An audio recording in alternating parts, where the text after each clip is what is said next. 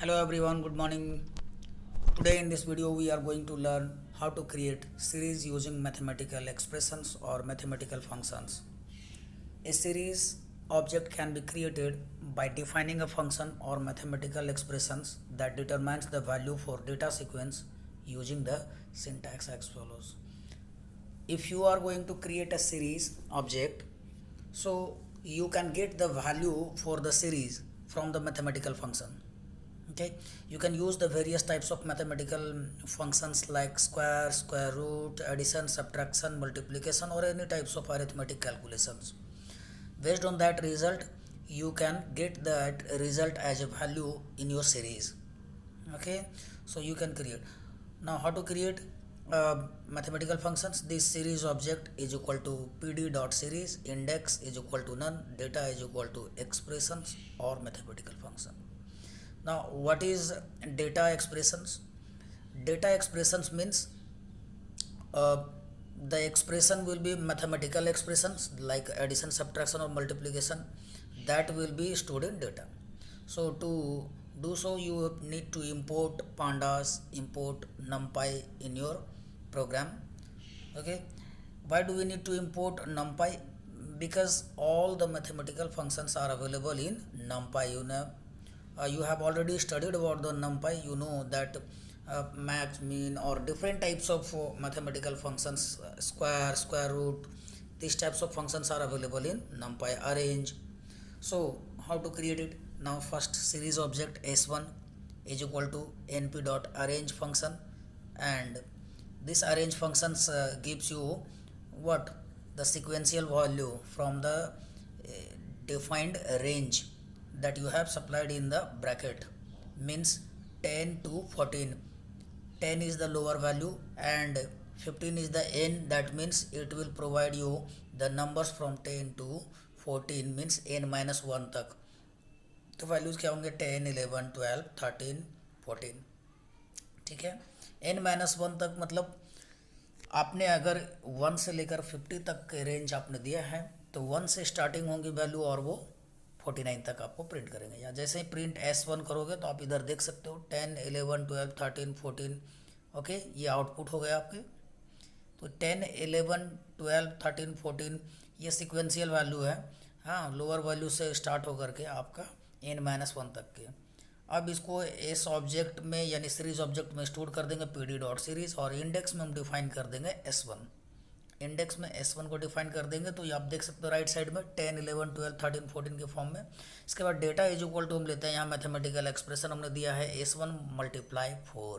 जो भी s1 के वैल्यूज उनको 4 से मल्टीप्लाई करके और इस ऑब्जेक्ट में स्टोर कर देंगे यानी सीरीज ऑब्जेक्ट में. जैसे प्रिंट आप सीरीज करोगे तो आप देख सकते हो यहाँ 40, 44, 48, 52 और 56 प्रिंटेड है, जो कि सभी S1 के जो वैल्यूज़ है उनको 4 से मल्टीप्लाई करके स्टोर किया गया है. आई होप कि समझ में आ रहा होगा आपको. देख रहे हो 10, 11, 12, 13 सभी प्रोडक्ट है.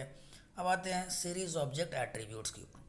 तो हमारे सीरीज़ के बहुत सारे एट्रीब्यूट्स हैं, उनको कैसे हम लोग फाइंड आउट करेंगे कि हमारा सीरीज़ का इंडेक्स क्या है, सीरीज़ में वैल्यूज़ कितने हैं, सीरीज़ में डेटा टाइप क्या है, सीरीज़ का शेप क्या है, सीरीज़ कितने बाइट्स मेमोरी ऑक्यूपाई किया है, सीरीज़ कौन n डायमेंशनल है, 2 डायमेंशनल है, सीरीज़ का साइज़ क्या है, सीरीज़ का आइटम साइज़ क्या है. So we can obtain various properties of series through its associated attributes. Some common attributes related to series are described below. You can see here. First attribute is series dot index. It returns the index of the series. Series dot value it returns. Okay. Series dot value it returns ND arrays. Okay. Series dot d type it will return the data type of the series. Series dot shape it will return the tuple. So let's see the example how to illustrate the various attribute of series. First of all, you import pandas spd, then create one series s is equal to pd dot series. Range function को use किया हमने 1, 15, 3. यहाँ पे क्या है 1 जो lower value, 15 अपर value और 3 क्या है स्टेप वैल्यू. मतलब जो वैल्यूज़ होंगे वो होंगे 1 प्लस 3 कितने होंगे 4. सो स्टेप वैल्यू का मतलब हो गया कि उतने स्टेप्स के बाद तो नेक्स्ट वैल्यू कितने होंगे, सॉरी 4 होंगे. तो 1 के बाद 4 प्लस 3 कितने 7, 7 प्लस 3 कितने 10. ठीक है, और 10 + 3 13, यानी 15 के पहले तक यानी 13 तक वैल्यू आपको प्रिंट करेगा। X for x in ABCD, मतलब यहाँ पे इंडेक्स आपने डिफाइन किया है, तो इंडेक्स क्या होंगे ABCDE, इस तरीके से। जैसे ही एस डॉट वैल्यू प्रिंट करोगे तो वो एरे आपको प्रिंट हो गया। एस डॉट शेप जैसे ही आप करोगे तो उसका शेप कितने यानी कितने एलिमेंट्स है। Now retrieving values from a series using head and tail method. So what is the use of head and tail method? Suppose you need to access only 3 values from the top of the series, from the beginning of the series. So you will use series object dot head, and in bracket you will specify that how many details are required. Suppose आपने यहाँ लिखा है series 1 dot head 2, तो आपको यहाँ पे 10 and 20 print किया है। series 1 dot tail आपने 2 दिया है, तो यहाँ क्या 40 and 50 आपको बॉटम से वैल्यू प्रिंट करेंगे। Okay, mathematical operations on series. So चलिए एग्जांपल हम लोग प्रैक्टिकल करके देखते हैं, इसको ज़्यादा बेटर होगा, आपको समझ में भी आएगा। तो हम आ चुके हैं पाइथन आइडल में अपना। सबसे पहले हम लोग एक सीरीज़ क्रिएट करेंगे, तो उसके लिए import pandas as PD, then import numpy as you will require to perform various mathematical calculations. So numpy as in NP enter। अब चलिए एक पहले numpy के थ्रू कोई फंक्शंस के थ्रू हम लोग वैल्यू ले लेते हैं, सिक्वेंशियल वैल्यू। सो एक हम यहाँ पे वेरिएबल ले लिए हैं s = np dot arrange. Okay, 1, 10, मतलब ये हमारा जो वैल्यू देगा रिटर्न में वो कितने देंगे 1 से लेके 9 तक। अब ये 1 से लेके 9 तक जो वैल्यू आए हैं उसको हम सीरीज़ ऑब्जेक्ट में स्टोर कर लेंगे। तो सीरीज़ का नाम दे देते हैं ऑब्जेक्ट का। ओके, एस जैसे प्रिंट कर दिया। आप पहले ये देख लीजिए कि हमारे एरे बन चुका है, 1 से लेके 9 तक वैल्यू यहाँ स्टोर हो चुका है। क्लियर। तो अब चलिए इन वैल्यूज़ को स्टोर करते हैं एक सीरीज़ में।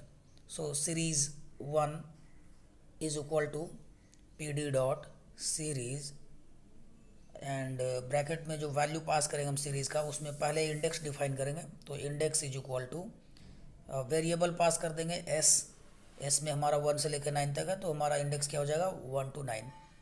डेटा = ले लेंगे। अब यहाँ पे हम लोग कुछ मैथमेटिकल ऑपरेशन क्रिएट करते हैं। तो डेटा = चलिए आप कोई मैथमेटिकल ऑपरेशंस के लिए क्या करते हैं s + 10, ठीक है, यानी एक हम एडिशन परफॉर्म करते हैं। जितने भी सीरीज़ में वैल्यूज़ हैं वो सभी ऐड हो जाएंगे 10 से, और सीरीज़ को प्रिंट कर देते हैं। सीरीज़ 1 देखिए अब ये हमारा प्रिंट हो चुका है, देख रहे हो आप। 10 + 1 11 है, 10 + 2 12 है। तो जितने भी S1 में वैल्यूज़ थे सभी में 10 ऐड करके प्रिंट हो चुका है। 1 से लेकर 9 तक जो भी हमारे वैल्यूज़ थे सभी में 10 ऐड होते गए हैं और प्रिंट हो गए हैं। क्लियर है आपको? ओके, अब तो देख रहे हो 12 है, 2 ऐड हो गया है, 3 में 10 ऐड हो गया, 4 में 10 ऐड हो गया है। ओके, तो आइए कुछ और मैथमेटिकल ऑपरेशन करके देखते हैं। ओके, एग्जांपल में आप कुछ भी कर सकते हो। लेट्स टेक एग्जांपल, आप स्क्वायर निकाल सकते हो, आप सब्ट्रैक्शन कर सकते हो। फिर से हम लोग यहाँ टाइप करते हैं और यहाँ चेंज कर देते हैं मैथमेटिकल एक्सप्रेशन को, और जो भी ये कैलकुलेशन से आएगा वो उसको सीरीज में स्टोर करेंगे। तो हम लोग मल्टीप्लाई कर देते हैं 10 से, ठीक है। तो 10 से मल्टीप्लाई कर देंगे तो आप देखो सीरीज़ को प्रिंट करके सीरीज़ 1 इंटर, जैसे इंटर प्रेस करेंगे तो आप देख लीजिए अब 10 × 1 10 है, 2 × 10 है 20 है। सभी मल्टीप्लाई होकर के सभी के प्रोडक्ट आपके प्रिंट है। आप देख सकते हो जो भी S1 में वैल्यूज़ थे वो सारे इंडेक्स हैं, और जितने भी इंडेक्स थे उन सबको 10 से मल्टीप्लाई करके हमने प्रिंट कर दिया है, राइट। अगर आप कोई और मैथमेटिकल ऑपरेशन परफॉर्म करना चाहते हो तो आप कर सकते हो। आप ऐसा भी कर सकते। चलिए स्क्वायर हम लोग एक एग्जांपल ले लेते हैं। आपको मैं सभी वैल्यूज़ का स्क्वायर प्रिंट करके दिखाता हूँ। तो ठीक है, आप सीरीज़ 1 देख रहे हो, आप सभी जितने भी S1 के वैल्यूज़ है उन सबको सीरीज़ में स्टोर कर दिए हैं स्क्वायर करके। यस, S में जो वैल्यूज़ थे हमारे उन सबको स्क्वायर किया और फिर उसको सीरीज़ में स्टोर कर दिया। अब हम एक और सीरीज़ क्रिएट कर रहे हैं। b नाम का एक वेरिएबल लिए, np डॉट अरेंज फंक्शन से 10 to 20 हमने एक वैल्यू लिया जिसमें 10 से लेकर के 19 तक वैल्यू स्टोर होंगे। उसके बाद एक series 2 is equal to P D dot series, हमने एक सीरीज़ क्रिएट किया सीरीज़ 2 नाम का। इसमें इंडेक्स स्पेसिफाई कर देंगे जो बी में वैल्यू है, यानी 10 to 19। उसके बाद हम यहाँ पे एक मैथमेटिकल ऑपरेशन के लिए b प्लस 20, यानी जितने भी b में वैल्यूज है उनको 20 ऐड करके और सीरीज़ 2 में स्टोर कर देंगे। ओके, अब हम सीरीज़ 2 को प्रिंट करा के देख लेते हैं। ठीक है, तो ये हमारे सीरीज़ 2 में वैल्यूज़ हैं 30, 31, 32। तो यानी जो 10 हमारे B1 में थे प्लस वहाँ पे 20 ऐड कर दिया तो 30 हो गया, 11 में 20 ऐड कर दिए तो 31। इस तरीके से हमारा सारे सीरीज़ में 20 ऐड होकर के वैल्यू प्रिंट हो गए। अब हम चाहते हैं दो सीरीज़ के बीच कुछ मैथमेटिकल ऑपरेशन करना, सीरीज़ 1 प्लस सीरीज़ 2। ठीक है, दोनों सीरीज़ को ऐड करना चाहते हैं, दोनों सीरीज़ के वैल्यूज़ को। तो क्या आ रहा है रिजल्ट देख रहे हैं, एन नाम। ठीक है, तो जब भी इंडेक्स वैल्यू दो सीरीज़ का बिल्कुल अलग हो, ठीक है, तो कोई भी मैथमेटिकल ऑपरेशंस नहीं हो पाएंगे। मतलब दो सीरीज़ का इंडेक्स वैल्यू सेम होने चाहिए। ठीक है, ये रिजल्ट आप देख रहे हैं, बार बार ये प्रॉब्लम आ रही है। तो क्या करना होगा, दो सीरीज़ आप ऐसा लें जिन दोनों सीरीज़ में इंडेक्स मान लो 1 से लेकर 10 तक अगर इंडेक्स है, तो सीरीज़ 2 में भी 1 से लेकर 10 तक ही इंडेक्स होने चाहिए। इंडेक्स दोनों भी वैल्यू दोनों सीरीज़ में सेम होने चाहिए, तभी उनके वैल्यूज़ को आप ऐड कर पाओगे, सब्ट्रैक्ट कर पाओगे और मल्टीप्लाई। तो चलिए हम कुछ एक ऐसा सीरीज़ क्रिएट करते हैं जिसमें इंडेक्स वैल्यूज़ सेम हो दोनों में। np.arrange फंक्शन से हम लोग कुछ वैल्यू ले लेते हैं। तो np.arrange 1, 10, हमें सेम नंबर ऑफ इंडेक्स लेने हैं तो 1 से लेकर 10 तक ले लेता हूँ, जो कि हमारा पहले से एक सीरीज़ में है इंडेक्स 1 से लेकर 10 तक के बीच। उसके बाद इस सी को सीरीज़ में स्टोर कर देते हैं। तो S3 is equal to P D dot series. Okay, and index हम स्पेसिफाई कर देते हैं, इंडेक्स इज इक्वल टू क्या हो जाएंगे C, मतलब 1 से लेकर 9 तक। And data is equal to क्या करते हैं, जो भी C में वैल्यूज़ हैं उनको कुछ मैथमेटिकल ऑपरेशन करके स्टोर कर देते हैं। इसमें 15 ऐड करके स्टोर कर देते हैं। तो यानी जो C में वैल्यूज़ हैं वो ऐड होकर के 15 और स्टोर हो जाएंगे सीरीज़ में।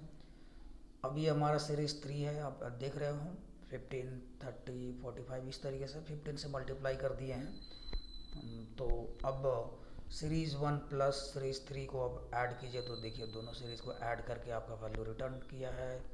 आप देख सकते हो सीरीज़ 1 में जो वैल्यूज़ था वो देख रहे हैं, तो 1 से लेकर के 4 इस तरह सब स्क्वायर थे, तो सभी का वैल्यूज़ यहाँ पे ऐड करके प्रिंट किया गया, सीरीज़ 1 सीरीज़ 2 के दोनों के एडिशन, दोनों के वैल्यूज़ का।